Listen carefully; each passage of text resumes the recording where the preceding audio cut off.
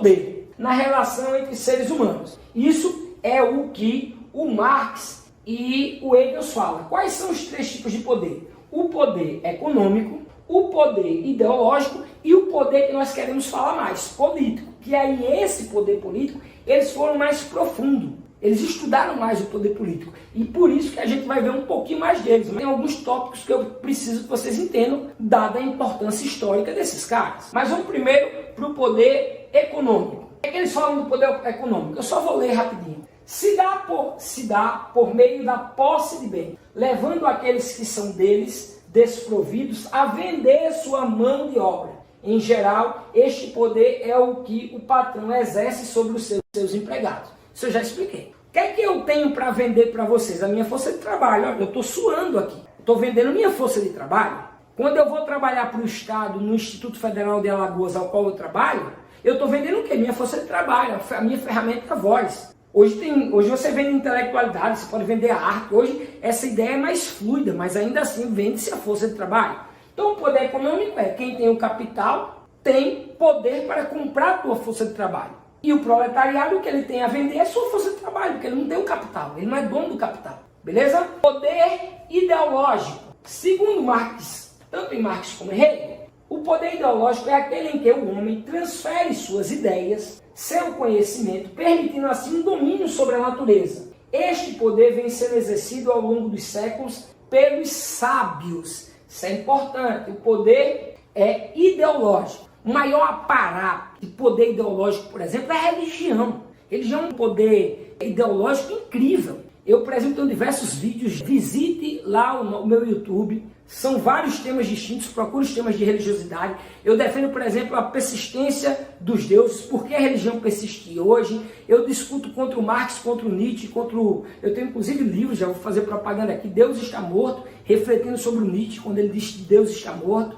Enfim, dá uma olhada lá, que eu aprofundo em alguns vídeos lá no YouTube, vídeos curtos inclusive, esse debate aqui, desse aparato ideológico de poder. Utilizando de um pleonasmo, digamos que o poder ideológico é extremamente poderoso, como por exemplo diversas etnias indígenas, a figura do cacique. E aí nesse ponto é muito legal voltar para o Foucault, que o poder é mico. Imagina o poder do cacique sobre a sua tribo, porque é ele que conhece das ervas. Imagina o poder que um padre, um bispo tinha na Idade Média, não só o poder institucional dotado pela igreja. Eu estou falando do poder ideológico que ele representa. Para você ter ideia, no catolicismo, e não é uma crítica aos católicos, o padre é o próprio Jesus quando ele está celebrando a missa. E assim deve ser encarado. Quando ele está fazendo o milagre da Eucaristia, digamos assim, que é transformar o pão em carne, ele é o próprio Jesus. Olha a figura de poder que tem um padre. Tanto que, para dar o exemplo da Igreja Católica, só quem pode fazer é o padre. Veja, isso é uma forma de poder. E na Idade Antiga, então, esse poder era extremamente dos sacerdotes. Isso em qualquer civilização, nos egípcios, nos fenícios, nos persas. Enfim, os sacerdotes tinham um poder incrível. Eu dei o exemplo do padre agora, mas também tem vários exemplos para pastores. Não só, vamos para a Idade Contemporânea, sair da Idade Antiga e pular, avançar para a Idade Contemporânea. Imagina o poder dos cientistas e dos intelectuais. O poder intelectual, o poder que era exercido pelos sábios, que hoje é exercido também pela religião, também pelo cientista, pelo intelectual, que outrora foi exercido pelos sacerdotes, é muito importante e, repito, é o poder ideológico. Vamos passar para o próximo poder, o mais importante para essa aula, que é uma aula sobre filosofia política, o tal do poder político. Vamos para o poder político. O poder político é aquele que possui os instrumentos necessários para exercer a força física,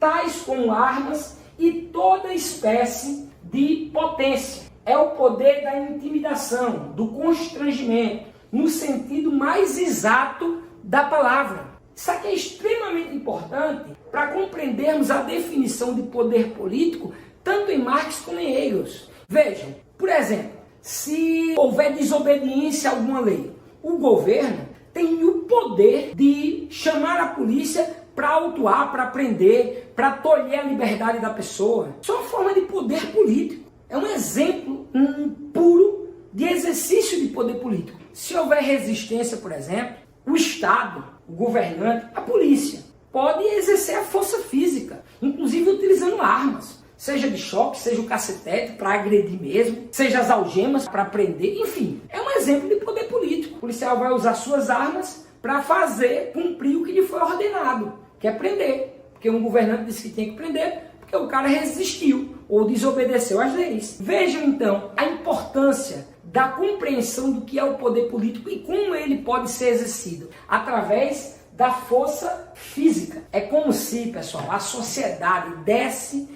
ao Estado o direito de dirigi-la. E aí a grande pergunta é quando, em que momento a humanidade pegou a sua liberdade e deu a um terceiro, vamos chamar o Estado de um terceiro, e disse assim, tá bom, pode criar leis para mim, pode me governar. Quando aconteceu isso? Os contratualistas vão discutir. Vão dizer que foi através de um contrato social, mas espera para a aula da filosofia da modernidade. Agora, a gente já avançou um pouquinho porque a gente está no Marx, mas eu quero que vocês entendam que para o exercício do poder político pode-se usar a força física. Por isso que o poder político é tão importante e tão, mesmo sendo pleonasmo, tão poderoso, tão eficaz. Porque a sociedade permite, legitima que o poder político use inclusive a força física para fazer valer as leis, a ordem e etc. Então percebam, o poder político é considerado o poder supremo. Daí a gente vai estudar mais ele. O uso da força física passa a ser legitimado. Veja o tamanho do poder político. Por isso que nós chamamos ou dizemos que o poder político é esse poder supremo, ao qual todos os cidadãos estão submetidos. Pode usar força e beleza, inclusive comigo. Todo mundo está submetido. Nós bem sabemos que na teoria é uma coisa e na prática hoje outra. Nem todos estão de fato submetidos ao poder político. Sobretudo para a gente que vive no Brasil, sabe como funcionam as carteiradas, né?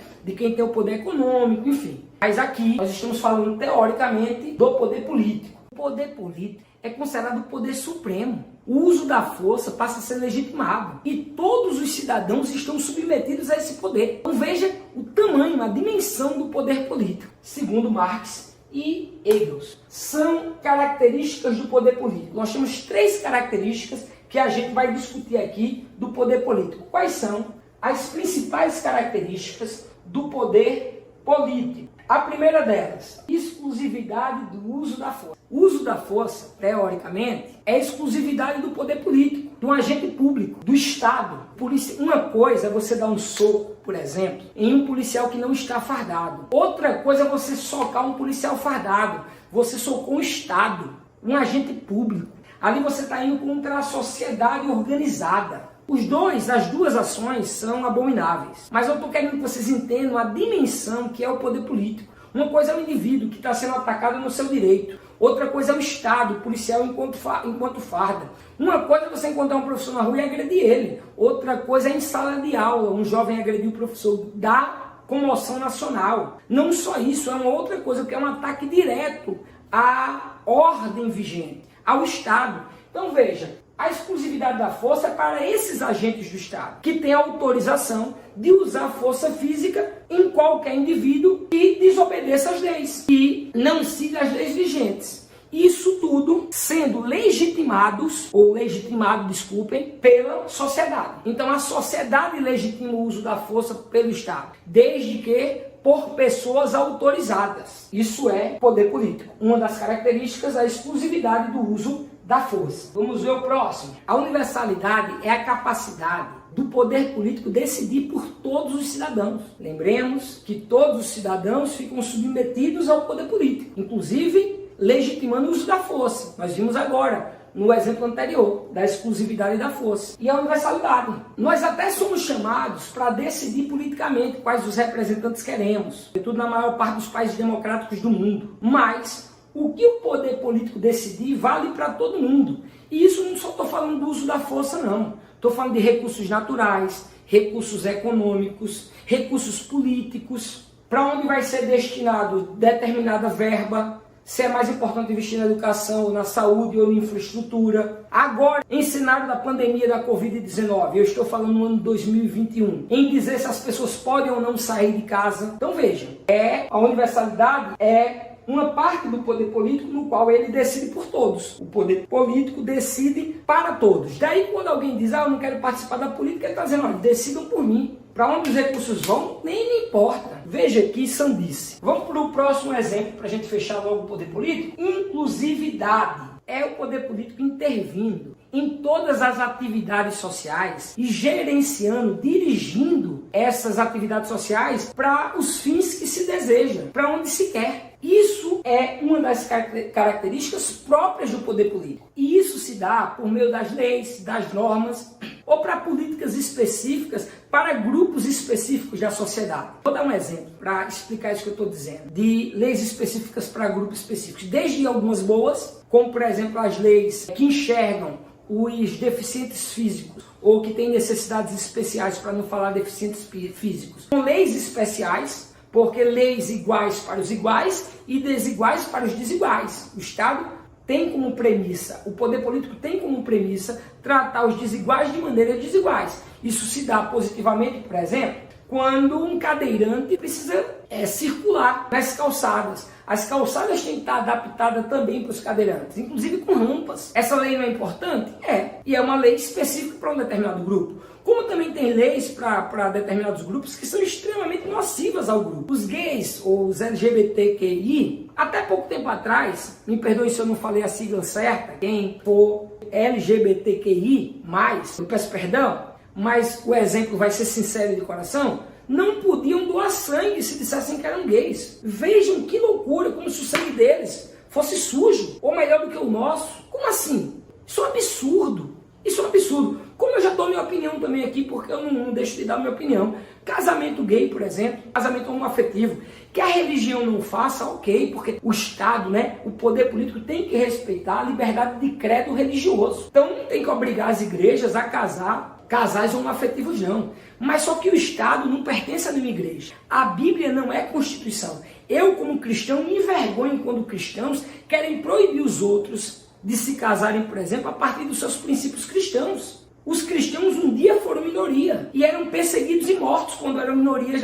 lá em Roma. Aí agora que viramos maioria, nós queremos impor a nossa regra e que o Estado governe para o nosso grupo a partir das nossas convicções religiosas? Não pode ser assim. Aí eu estou dando um exemplo da inclusividade, que o Estado decide para os outros, para onde ele quer dirigir, por meio de leis, normas, inclusive com leis específicas para determinados grupos. O Estado não vamos falar de Estado ainda, me perdoe.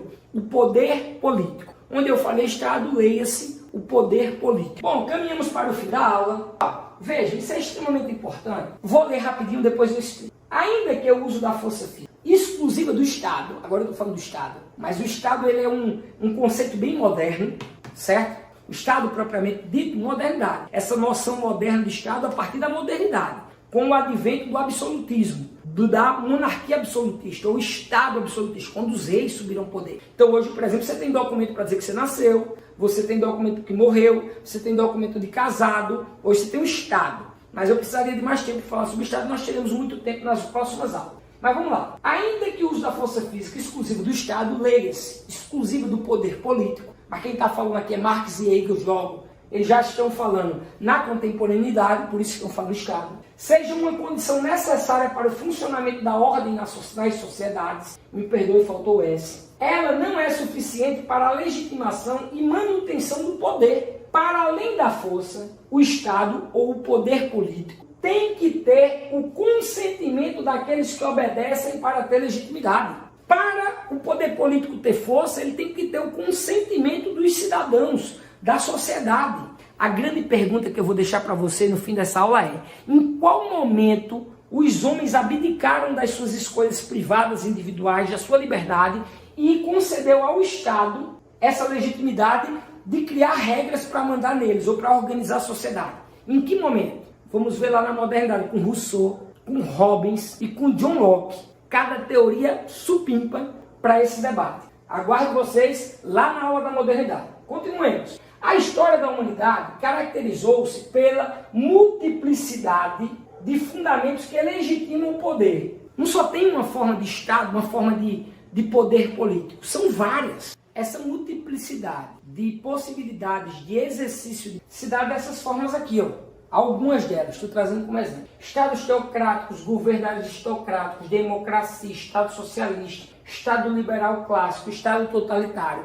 Esses três aqui, por exemplo, o Estado socialista, o liberal clássico, o totalitário, vai ser nosso conteúdo na última aula, que eu trabalharei diversos conceitos. A gente vai trabalhar socialismo, neoliberalismo, inclusive liberalismo, socialismo utópico, socialismo científico, enfim. Esses três iremos trabalhar mais à frente. Nos estados totalitários, por exemplo, aqui você tem o nazismo, você tem o fascismo, enfim. Eu quero chamar a atenção para esses três e citá-los como exemplo. Lembrando que kratos, em grego, significa, espremendo muito a palavra poder. Então, toda vez que eu tiver à frente uma palavra e depois cracia, significa poder de algo. Por exemplo, estados teocráticos. Teo significa Deus. Kratos vem de kratos, cracia, poder, ou seja, poder de Deus. Teocracia, ou estados teocráticos, estado que tem como poder Deus. As teocracias podem ser representativas e não representativas, tem que ter cuidado. Vamos dar um exemplo? As representativas, os reis absolutistas da Idade Moderna. Eles se auto-intitulavam representantes de Deus na Terra. Era como se Deus tivesse dado poder a eles.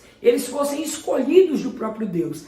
A voz deles era a voz de Deus. Então é um exemplo de uma teocracia. Pode usar a igreja na Idade Média, o Papa, Pedro, apóstolo, o pai dos apóstolos, como o poder da infabilidade papal. O Papa nunca erra, é um dogma da Igreja Católica, lógico que isso é mais profundo, não é um exemplo tão raso e superficial como eu estou dando, mas é um exemplo de teocracia. E tem a teocracia não representativa.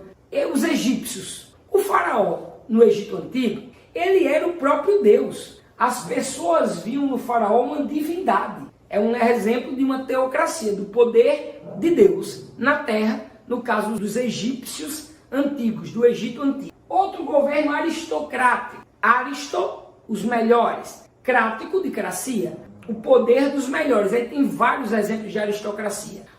A Roma. Quando os patrícios governavam Roma, é um exemplo de aristocracia. Eles se auto-intitulavam os melhores e eram tratados como melhores. É um exemplo de poder aristocrático. Aqui no Brasil, assim, guardadas as devidas proporções, a gente teve, por exemplo, a política do café com leite, ali os cafeicultores, os grandes produtores de leite, que mandaram durante muito tempo no Brasil, quando revezava-se o poder entre Minas Gerais e São Paulo representando o café, Minas Gerais com vasta produção de gado, assim, chamava-se política do café com leite. É um exemplo forçado aí de aristocracia, onde quem governa os melhores, porque nas aristocracias, geralmente, governa-se para o benefício de si próprio, ou melhor, de um grupo, não é o governo de uma pessoa. E democracia. Democracia vem de demos, significa muitos, no grego muitos, e cracia, poder, o poder na mão de muitos. A democracia pode ser representativa e não representativa. Na Grécia, por exemplo, era uma democracia